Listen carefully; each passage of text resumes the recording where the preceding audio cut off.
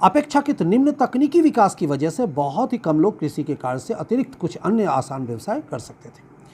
और चूंकि हमारे पास ये तकनीकी विकास उस तरह से नहीं था उस वक्त, इसीलिए हम लोग वहाँ पर जूझते थे खेतीबाड़ी को लेकर। और जैसे ही ये तकनीकी विकास हुआ, औद्योगिक विकास हुए, उद्योगों की स्थापना हुई, तो लोगों ने मतलब स्विच ओवर किया, अपने काम खेती से हटाकर उद्योगों की तरफ भी ले आया। और इससे क्या हो गया, और इसके विपरीत औद्योगिक समाजों में ज़्यादा से ज़्यादा रोजगार वृत्ति में लगे लोग कारखानों, ऑफिसों और दुकानों में कार्य करते हैं, जैसे कि हम लोग जानते हैं। वहाँ उससे ज़्यादा उद्योगों में लोग लगे। तो पर्पस कैसे हुआ, आने का मतलब कारण कैसे बना?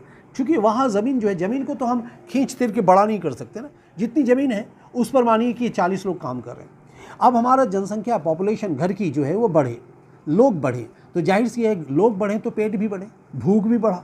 तो वहाँ पर जो हमारी रोज़गार रही वह कहीं ना कहीं असमर्थ होने लगा कि हमें रोजी देने के लिए, हमें रोटी देने के लिए। तो हम रोज़गार ढूंढने लगे और बेहतर रोज़गार ढूंढने लगे।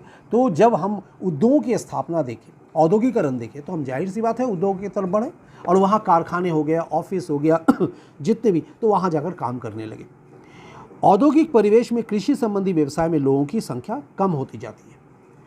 ये भी साधारण सी बात है, जब उद्योगों में हम आने लगे तो कृषि में व्यवसाय, उसके जो काम करने वाले लोग घटने लगे।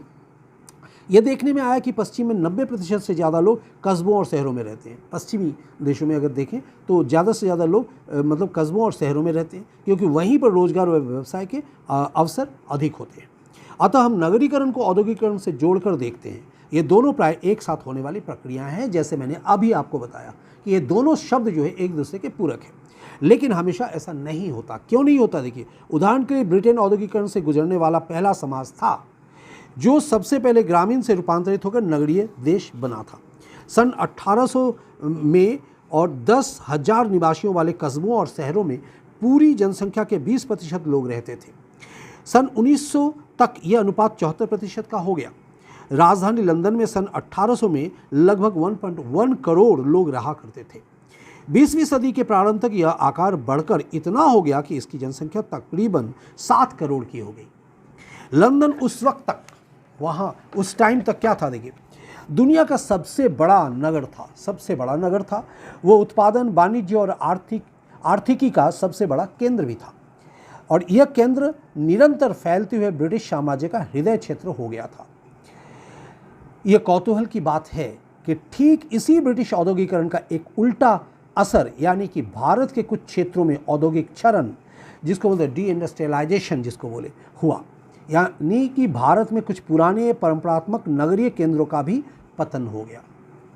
जिस तरह ब्रिटेन में उत्पादन एवं निर्माण में चढ़ाव आया, उसके विपरीत भारत में गिरावट आई। परंपरागत ढंग से होने वाले रेशम और कपास का उत्पादन और निर्यात मैनचेस्टर प्रतियोगिता में गिरता चला गया। ये दो रीज़न बना जो गिरने के फलस्वरूप भारत के प्राचीन नगर जैसे सूरत और मसूलीपट्टनम, जहाँ से व्यापार हुआ करता था, का अस्तित्व कमज़ोर होने लगा, जबकि आधुनिक नगर जैसे बम्बई हो गया, मद्रास, जो उपनिवेशवादी शासन में प्रचलित हुए, मजबूत होते गए।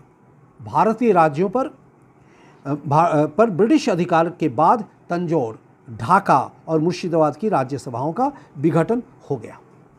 फलतः इन राज्यसभाओं के संरक्षण में कार्य